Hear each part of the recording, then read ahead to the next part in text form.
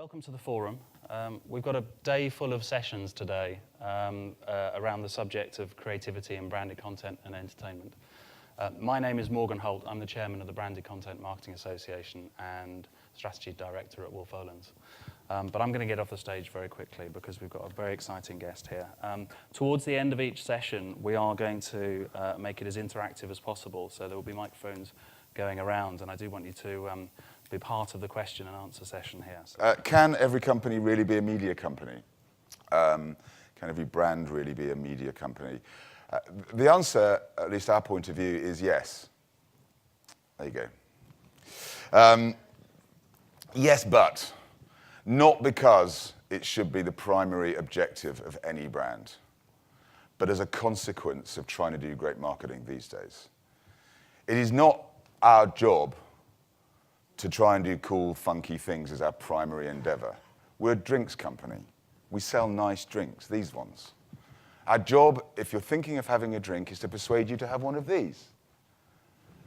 So it's not cool and trendy to be a sports producer and a music producer, a content owner, a primetime television producer, and yet Diageo brands have become all of those things in recent years because of our pursuit of selling more of our product and a belief that in order to do that, we need to do brilliant, engaging marketing. And these days, that takes us into new spaces. No matter the stage, there's still room for greatness. Oh my goodness, what a goal!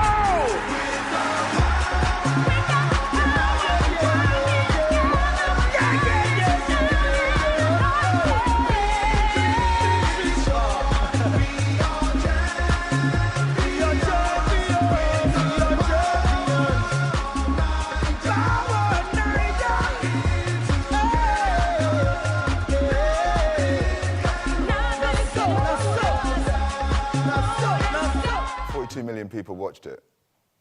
Now, if you think about a country like Nigeria, not everybody has access to a television. So of those that have access, that's about all of them, right? Front and back page of every single national newspaper. Volume up 22% on the quarter, highest equity in years.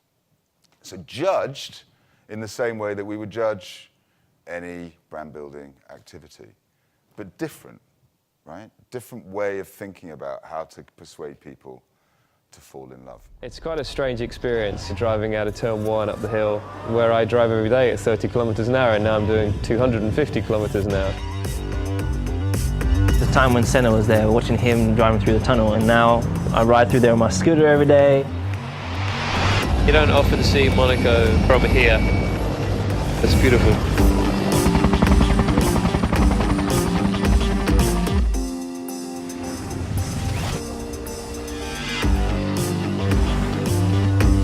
There's so much history here. Circuit hasn't really changed over the last sort of 40 years.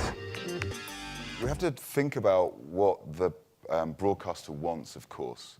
We have to think about how obtrusive we're going to make our branding so that it's acceptable and appropriate for the kind of scheduling that they're doing.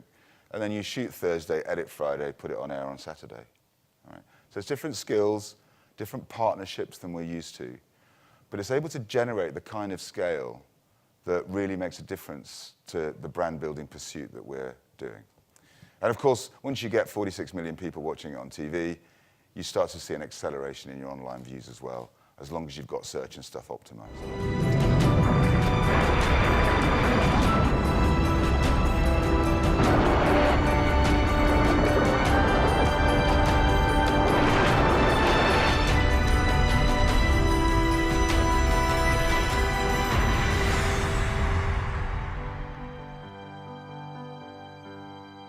Johnny Walker, se beber não dirija. And actually there's a phrase, I don't speak Portuguese, but there's a phrase which is, Brazil is the country of the future and always will be. Right? That's been part of popular culture for many years. And that was the inspiration for this film, which is, you know what, the sleeping giant really has awoken. Not surprisingly, we launched this on Facebook. It had hundreds of thousands of views before using it as a TV commercial. It was most watched, best commented, etc., etc. Because it was a way of doing Keep Walking which naturally led to a conversation amongst the citizens of this country. Listen, thank you all very much for Thank you, coming everybody. along and your interest, and particularly for Andy for contributing so openly.